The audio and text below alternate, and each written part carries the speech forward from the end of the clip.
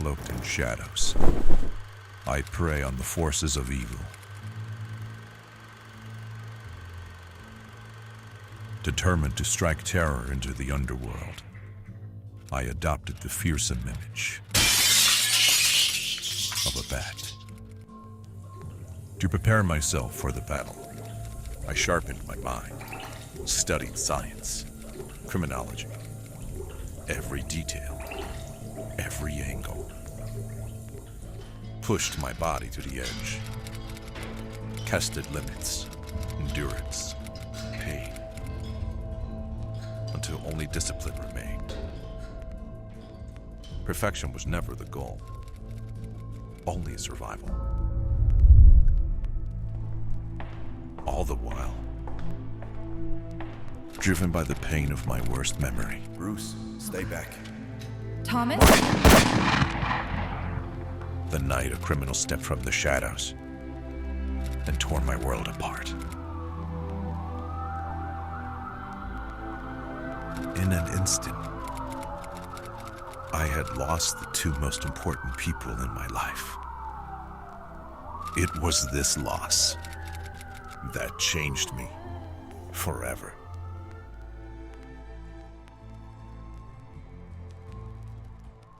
That night, a grief-stricken boy made a vow. A solemn oath he could never forget. I am a grim soul, fighting a relentless war on crime. I am vengeance. I am the night. I am.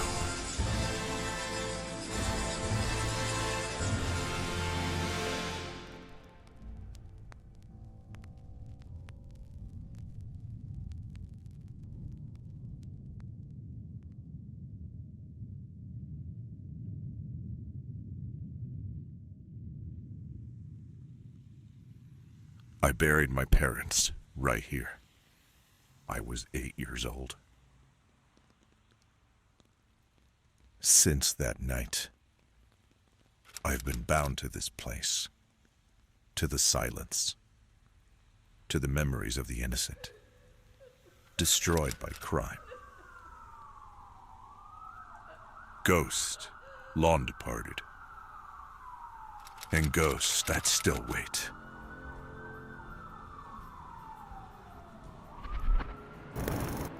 To much of the city, I am a ghost, an urban myth, talked about, whispered, rarely seen, more vivid in rumor than in reality. Caught in glimpses, a shadow moving too fast, something inhuman. They fill in the blanks with their own fears. Imagination does the rest. The fear works before I even get close. Marcus, are you okay? My God. They panic, trip over themselves. The chaos gives me the edge. I told you he was real. What are you? Fear is a wall. Separates the guilty from the innocent. Keeps the curious at a distance. Keeps him alive. Some try to challenge it. Convince themselves that I'm just a man in a mask. But when I'm here, close enough to touch, they know better. What the? Oh my God! Hello, Alberto. We need to talk. Each night in silence, I move through the city, seeing what others try to hide, the bribes casually taken, the small details overlooked. And in the darkness, crimes unspeakable are committed. Men who believe the shadows are theirs to command. But they are wrong. The night belongs to Batman. That's right, you thief! However, crime wears a tuxedo just as easily as it wears a ski mask. I blend in here, shake hands, smile at the right people. They see me as one of their own. Truth is, I've never really been one of them. They measure status by the size of a chandelier, Mr. Wayne. or the car they arrived in. I play along, because I can. Because I have more of both than any of them. This is the world into which I was born. A world of comfort and corruption. I move within it as I must. Not to celebrate its excess, but to ensure that its influence can be towards a battle that matters. Yet, sometimes I reflect on the positive elements I might have embraced from that life. Stability, security, family. Basic, but precious things my neighbors take for granted. I have sacrificed much to operate as Batman. My wealth buys me privacy, crucial to my survival of both my identities. But what kind of man would I have become if things had been different? If instead of using my fortunes as a means to fight crime, I allowed myself to be ruled by it, and all its temptations. If I truly became what I appeared to be to others. Everything all right, Master Bruce? I thrive through the day, letting trivial concerns occupy my mind. This morning, there's an investment opportunity, or so my executive board tells me. Upscale housing and rental venues built on the site of the formerly thriving Bayside industrial area. Gentlemen, this is Gotham's new beating heart. I know the neighborhood.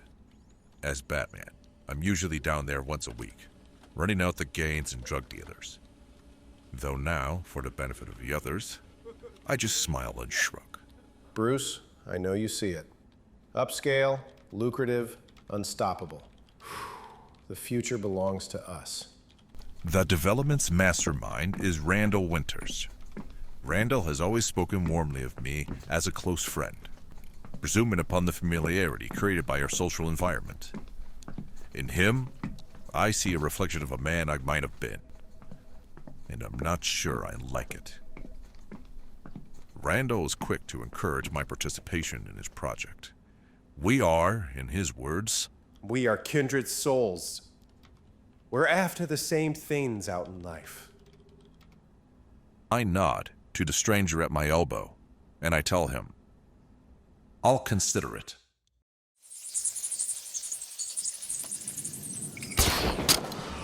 That night, I patrolled the Bayside area. Despite the constant threat of crime, good people still live here. Gunshots. Then, an alarm. Oh, God! I'm sorry! I just wanted money! Weapon in hand. A man flees from the market. Robbery. Possible murder. No! No! Get away from me! I maneuver him to the alley. Easier to handle in closed spaces. Stop! He wastes bullets on my shadow, as I had hoped. Get away from me! He lays down in seconds, sobbing in fear. I'm so sorry. No longer a threat. I'm so sorry. I didn't see the kid there. The shots told me what to expect. I'm not surprised when I see the bodies. But then, I see something else. Something unexpected. But familiar.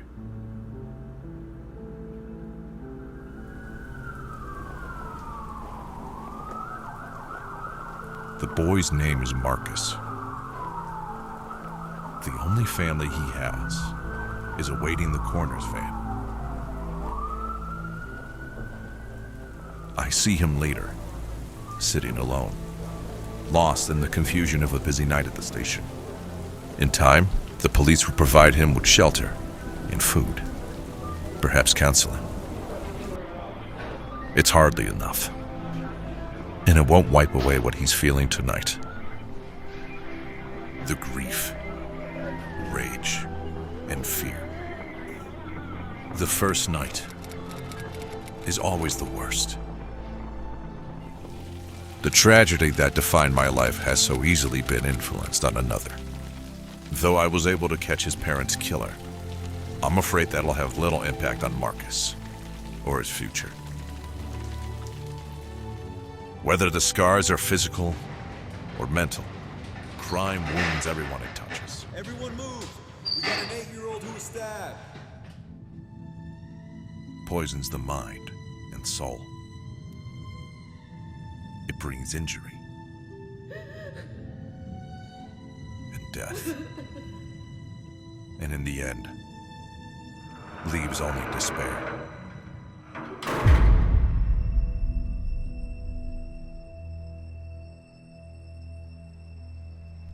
Crime wastes no time extending its reach. By morning, a gang is already tagging the murdered couple's store. Cloaked in a humble disguise, I watched the punks claim the area for their own. Bayside was once a thriving part of the city. Families were safe here, encouraged by the prospects of good jobs and a bright future. When big business decided it was more profitable to move elsewhere, the area became a wasteland. The families hung on the best they could, but they were eventually driven away by those who saw crime as a valuable career option, an easy way to get ahead. Many people have ruined their lives clinging to that belief.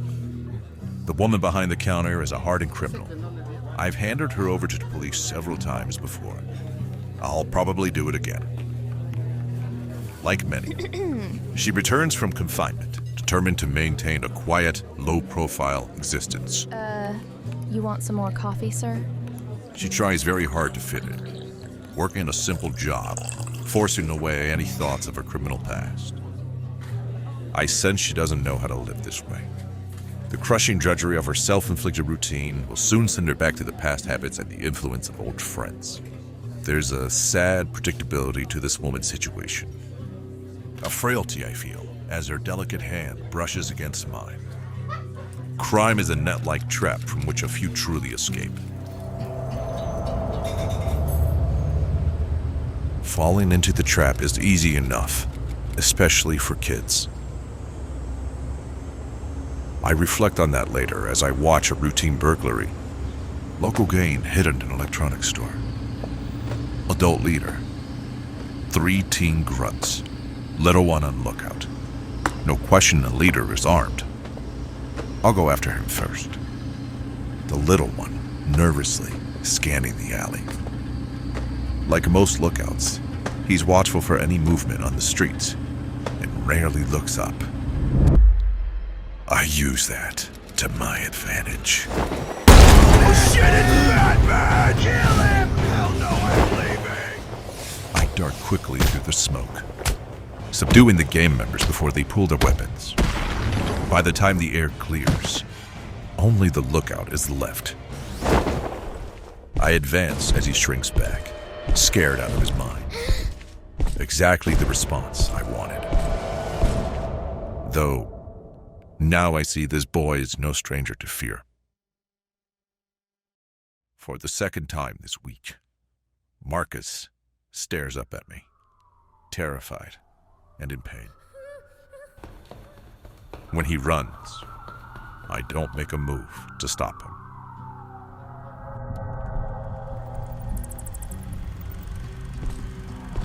In my darkest moments, I am taunted by the suspicion that my parents' murder was the best thing that ever happened to me. Clinically, I tell myself it has given my life a destiny and a means to fulfill it. I try to imagine what my life would have been like as a poor child on the street. My family gone. No one to look after me. Come on, Master Bruce. Stripped of those resources. Push through it. Would I still try to fight crime however I could? Or would I have turned my anger back on society, as so many others have done?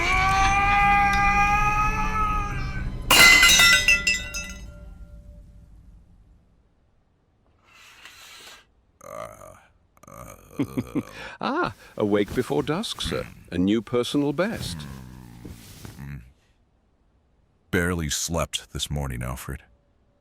When I managed to doze off, I kept seeing that boy in my dreams. Always the same, staring at me, as if I were the embodiment of his every misery, and not without reason.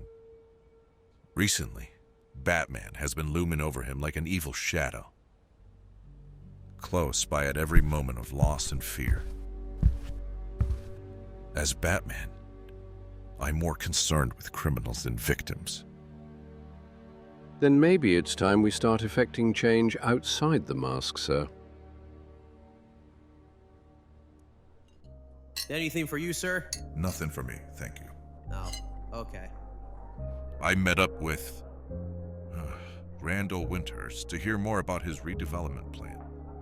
I tell him I'm interested, especially if it means improving the neighborhood for the people still living there. You know, Bruce, once my company moves in, this place will finally turn a profit. All the smart ones already cashed out, took their money and ran. And the ones who couldn't? They'll move eventually. Or they'll be persuaded to. That's what the cops are for, right? Or that big guy in the bat costume. I'm just saying, soon your only problem will be figuring out what to do with all the extra cash. If it's security in the area that worries me, Randall winks. I know a few moonlighting cops who will handle the undesirables for $1 or $2. I return Winter's smile and fight the urge not to pummel this smug son of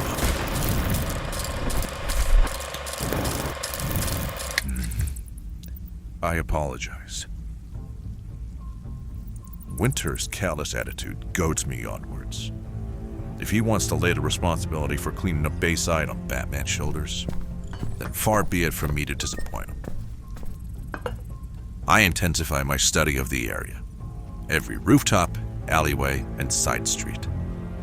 Before long, I have every detail of the neighborhood mapped and memorized. I'm still lacking several pieces of vital information. Rundowns of illicit activity in Bayside and names of the players calling the shots. I know where to get what I need. To jaded thrill seekers. An aura of dangerous glamour still surrounds the owner of this club. Jeffrey, good to see you. How's the eye? A former game boss, reputedly gone legit. I'm not so easily dazzled. If this man doesn't have his hand in every dirty game in town, he knows who does. What's going on? The light! What happened to the light? What the hell? Hello, Penguin. I want information on Bayside. Oh, dare me, Batman. I'll have you persecuted for harassment if you don't get the hell out of here right now. I appeal to him on a level he understands. If I disappear, so does your liquor license. I get the names and addresses I want. But the man says I'm wasting my time. There's nothing in Bayside worth saving. Bayside is a lost cause. Which is exactly why I've targeted the area. He's back! Night after night, I'm there, waging my fight against crime in whatever form it takes. I strike quickly and vanish, a vengeful extension of the darkness. My unspoken message swiftly spreads through the streets. Someone's watching, and he's angry. That anger grows the night I trail some kids to a shuttered paper factory. Once it employed 1,000 people, and was the economic linchpin of this neighborhood. Now, the factory is a grotesque parody of its former self. Still thriving, still a vital force in the local economy, but as a drug lab. The local gangs that put the neighborhood back to work. And why wouldn't kids flock here? In this part of town, it's the only promise of money and protection. But it's all an illusion. There is no safety here. Least of all, from me.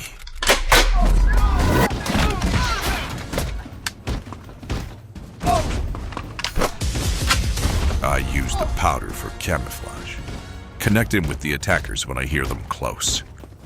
Over the cries of fleeing kids, I hear one of them fumbling a heavy object from a drawer. Then, a click, as small fingers clumsily pull back a gun hammer. I know who's standing there before I turn around. Get out of here! Get away from me! If I go, it will only prove to him the power of the gun. I make the only choice possible. Marcus, this isn't you. At least it doesn't have to be. I saw what happened to your parents. I know what you're feeling. A man with a gun once took away people I loved. I never stopped missing them. Never forgot how painful it was to be alone. You can't bring your parents back, but you can break the cycle of violence that took them. Don't be a part of it, Marcus. Don't become what killed our families.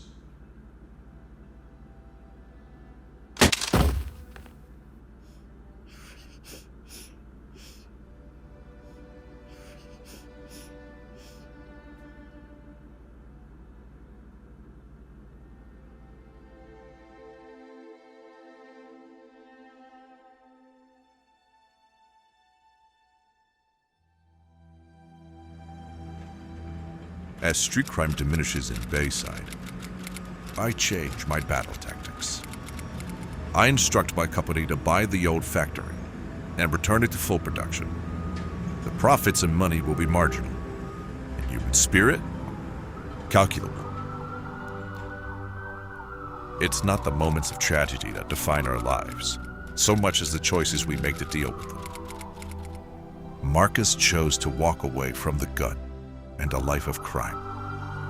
The life that awaits him will sometimes be hard and sad. But he has proven himself strong enough to face it. In time, this neighborhood will flourish again. More opportunities will come here, providing hope for people who have stuck it out so long.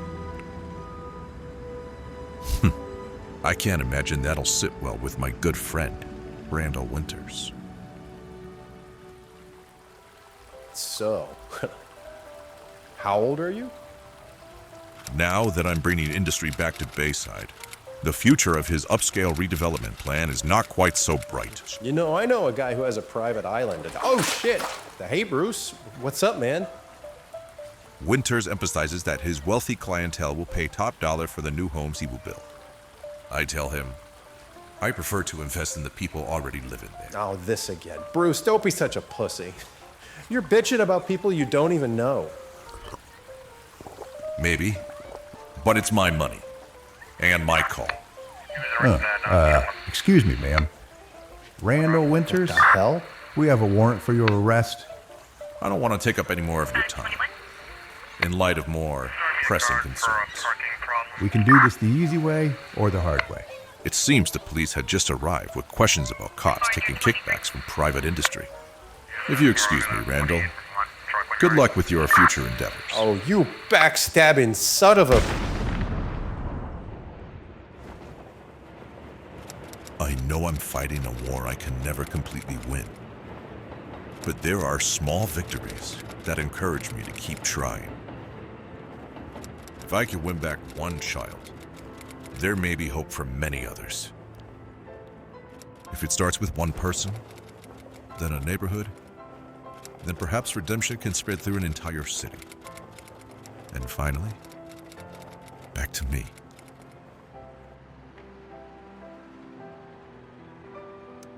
I helped Marcus deal with his pain. It'll take some time, but I know it will eventually leave him. Maybe someday, I'll feel I can leave mine behind as well. But for now, I still wait.